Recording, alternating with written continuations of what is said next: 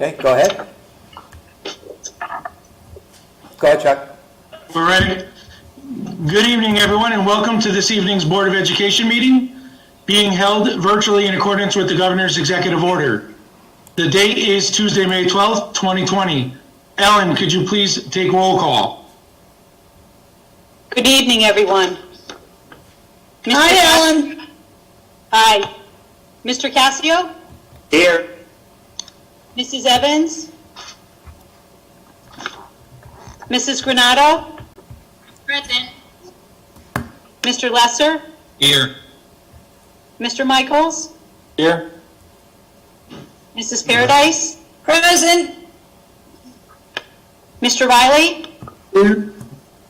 Vice Chairperson, Mr. Healy? Here. Chairperson, Mr. Carey? Present. And Weathersfield High School Student Representative, Mr. Isaac Santos. Here. All present. Thank you, Ellen. Mr. Kazaka, could you lead us in the Pledge of Allegiance, please? I will. I pledge allegiance to the flag flag of the United United States States of America, America. and to the republic Public. Should stand. one nation, under God, Under God, indivisible, with liberty and justice. Justice for all. Thank you. Moving on to approval of minutes from April 28th, 2020, regularly Board of Education meeting. May I have a motion to approve? I move we approve the minutes from the April 28th, 2020 meeting. Do I have a second? Second. Okay. Elaine, questions? second. Lena, I don't know who, Bobby and I spoke at the same time. Chuck, pick one to second it. Elaine's fine. Okay. Okay. Any discussion? Seeing no discussion, all in favor say aye. Aye. Aye. Opposed? Abstentions? Motion passes.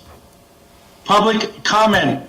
We had no emails. Mr. Emmett, is there anyone on the phones? I have no one in the queue, Mr. Carey. All right.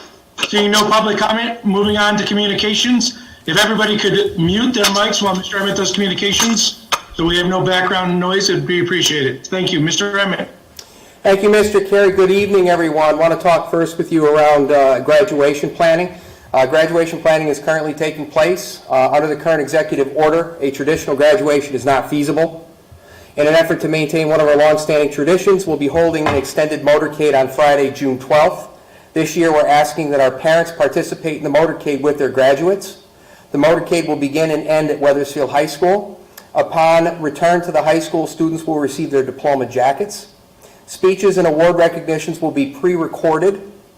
And we are also looking at a date in early August where the class of 2020 can return to Weathersfield High School to say farewell. We're looking at what this may look like right now, and we have to make sure that we're meeting social distancing guidelines.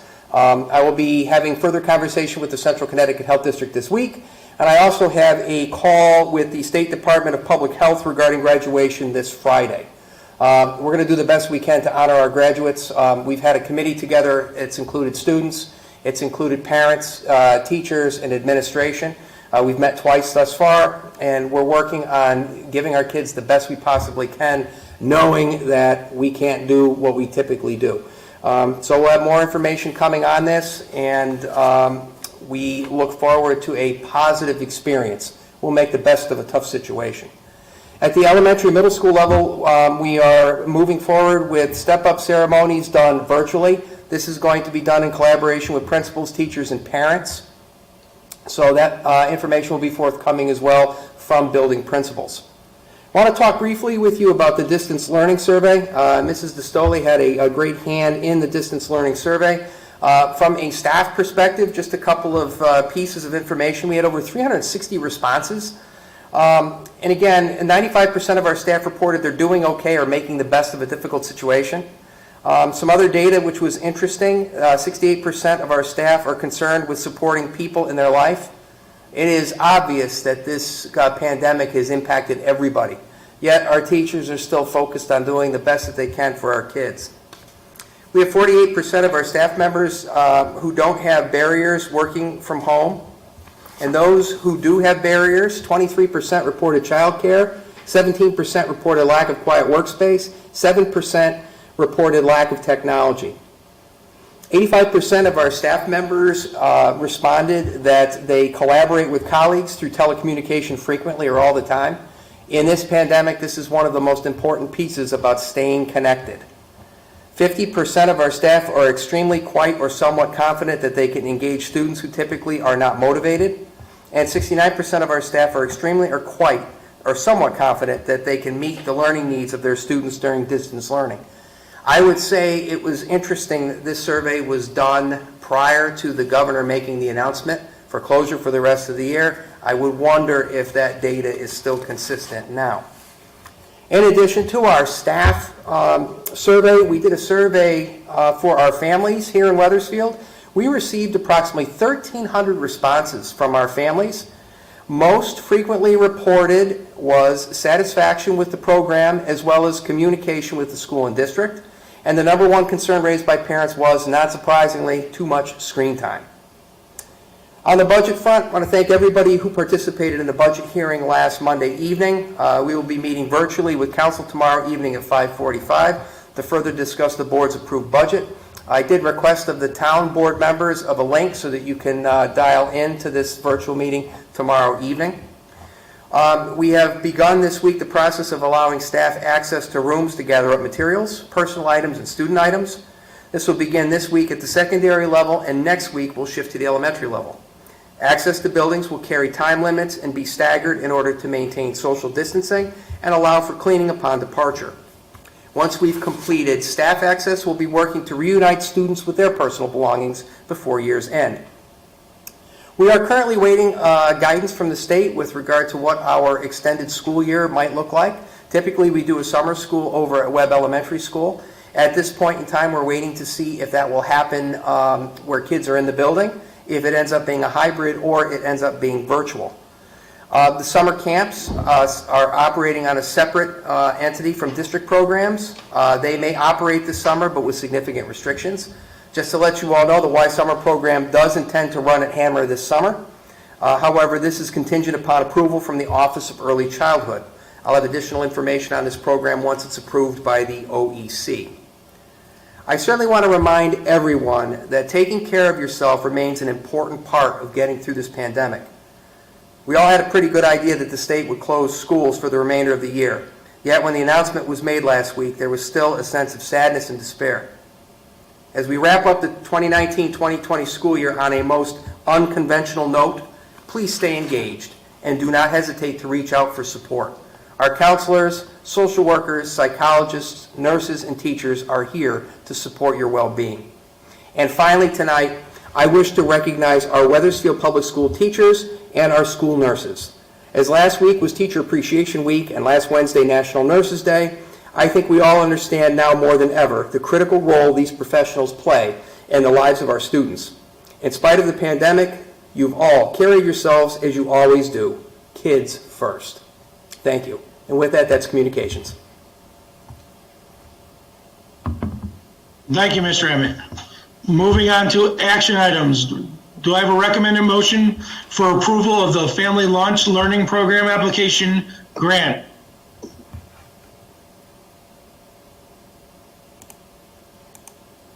Anyone want to make the motion? Chuck, can I have some explanation of that? Yeah, once we have the motion in a second, we'll have discussion, Elaine. Well, because you got us all on mute, so we don't know to say second Oh. anything. You can unmute Will you yourself. make the motion, Elaine? Yep, we're so Thank you. moved. Second. Second, thank you, Mr. Casio. Discussion, Elaine. I just want more detail on what family learning program application means.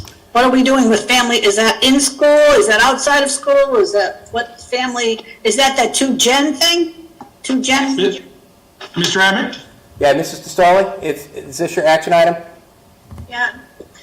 Elaine, so this is the renewal for the 4th year of the 2-gen program that's currently Okay. housed in Trinity Church. Yep, I That know. educates our adults that are learning Yep. English and also It's a great program. preschool children under the age of 5. So it is a 2-gen program. It's supported through adult education grant. So this renewal will be the 4th year for the grant, and it's been a very successful program. I think many of you have actually had the opportunity to visit it. If you haven't, I highly recommend coming to visit. It's really an amazing experience to get to know the adults and also the children. And this is a program that Kim Bobbin is currently overseeing along with Partnership. I think this is also a great example of our partnership with Verabi, the YMCA, Trinity Church to really make this successful for our community. No, that's fine. I remember once you said the 2Gen part of it. I remember. Thank you, Sally. You're welcome. Any other questions, discussion? All right, seeing none, and there's a motion and a second on the floor. All in favor, say aye.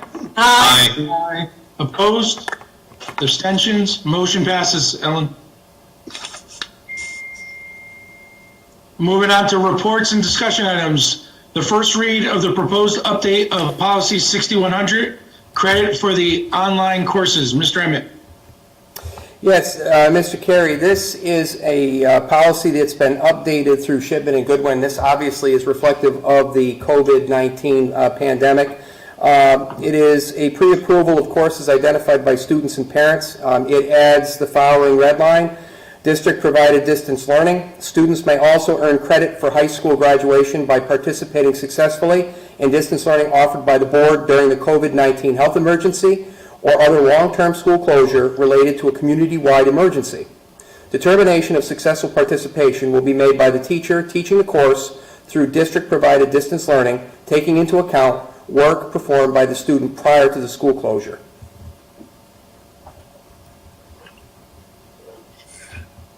Thank you.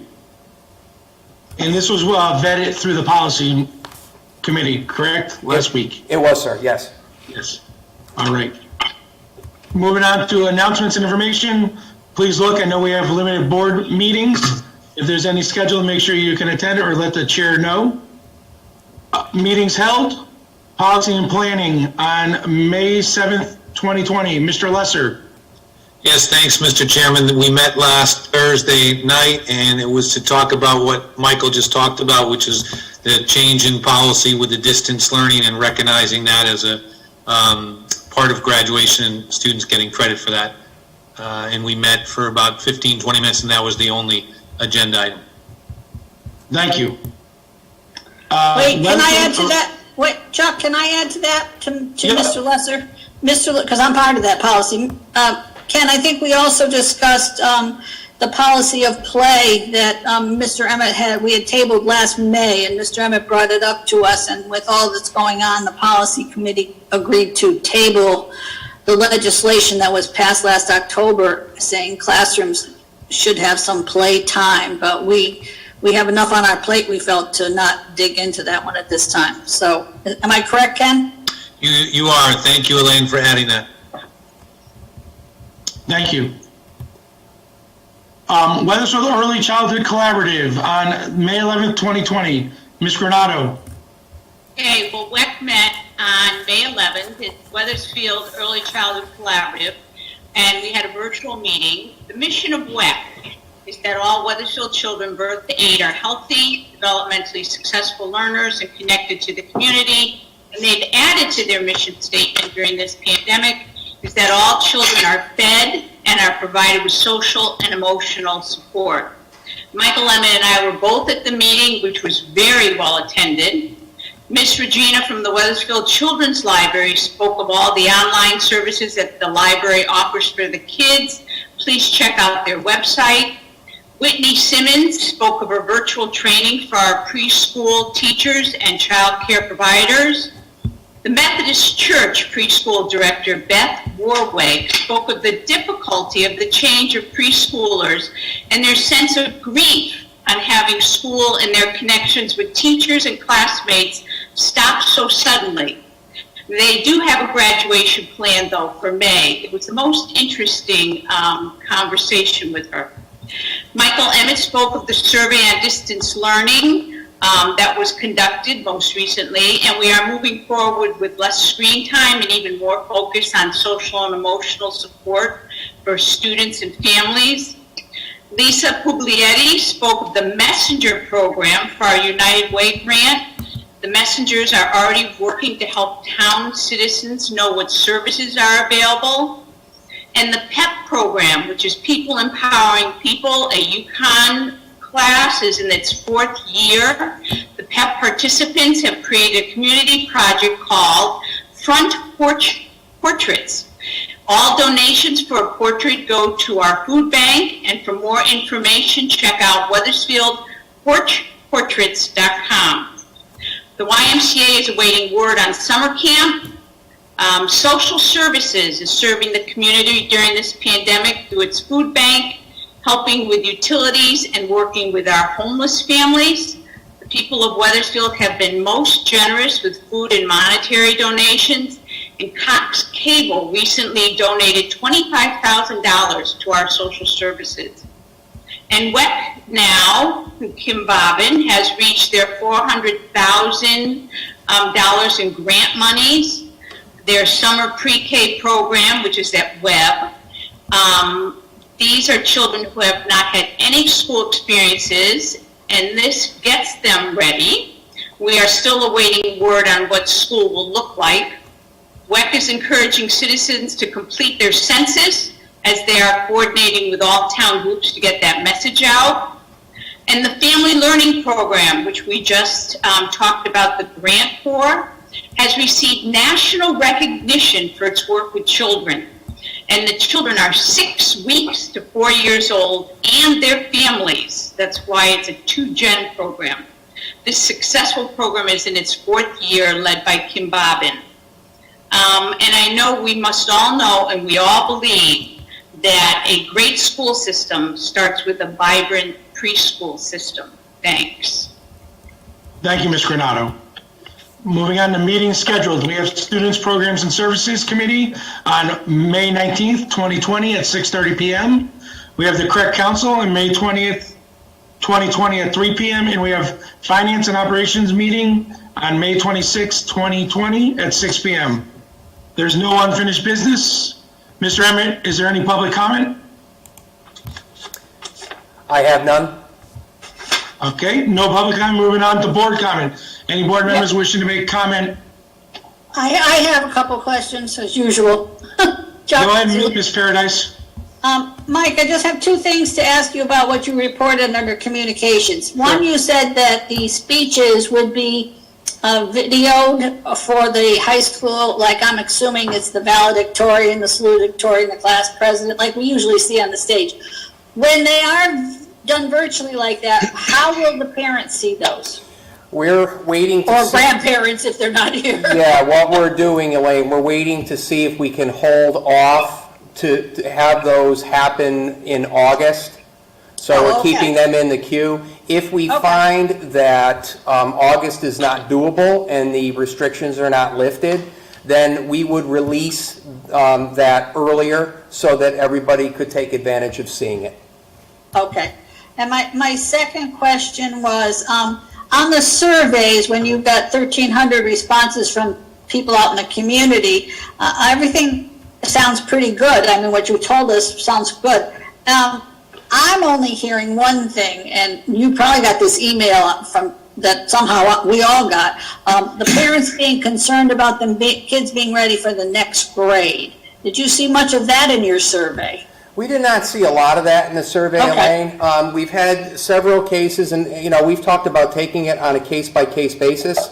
Absolutely. In certain situations, we've had cases where families in the school have been in communication long before the pandemic started. And then, in other cases, we've had, obviously, the loss of engagement due to the pandemic. So we're taking it on a case-by-case basis and looking at data. That's a key Yeah. piece. No 2 kids are alike. I agree. Thank you for clarifying. You're welcome. Thank you, Ms. Paradise. Yes, Mr. Lesser.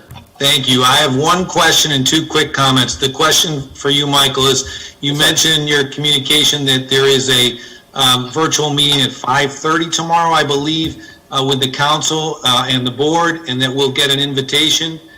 Is that for the counselors to ask us questions? related towards budget. Yeah, what I understand tomorrow evening will be an opportunity for council to raise question with our budget. They've been engaged in a series of budget workshops with each department, so I understand that that's what tomorrow evening will be. So we'll have central office administrators on that call, as well as board members. I understand that you have not yet gotten a link. I did ask Deb to make sure that she contacted Cheryl to get a link out to you.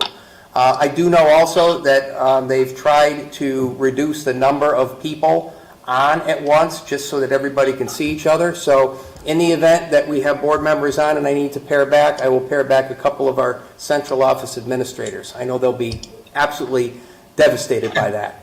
But that link should be coming to you first thing tomorrow.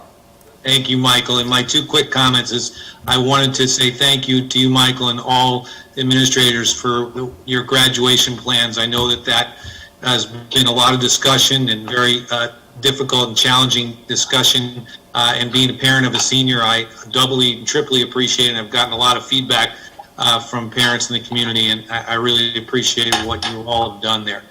And lastly, I want to give a shout out to the Weathersfield Senior Center, who called me last week to check on me. They said, Mr. Lesser, this is from the Weathersfield Senior Center, we're just calling on our seniors in town to check on them, and we hope you're doing okay, Mr. Lesser. So I didn't really think of myself as a senior, but I guess they do, and I appreciate that they're calling all the seniors to check on them. That's all I have, Mr. Chairman. Back to you, Chuck.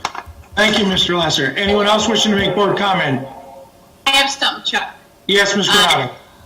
Okay, the Weathersfield Hunger Action, this is all going to fit in here. Hunger Action met on a Zoom meeting on Friday, May 8th. Weathersfield Public Schools continues to do distant learning, and Chartwells continues to provide breakfast and lunch for any person 18 and younger. Last week alone, 4,000 meals were served. The Weathersfield community, as I said earlier, has been extremely generous in their contributions to our social services. Two more examples. Our Unico has provided $5,000 worth of coupons for local restaurants, and D&D has contributed 1,200 gift cards from their store to be used there. This is a united effort to feed people and families with food insecurities.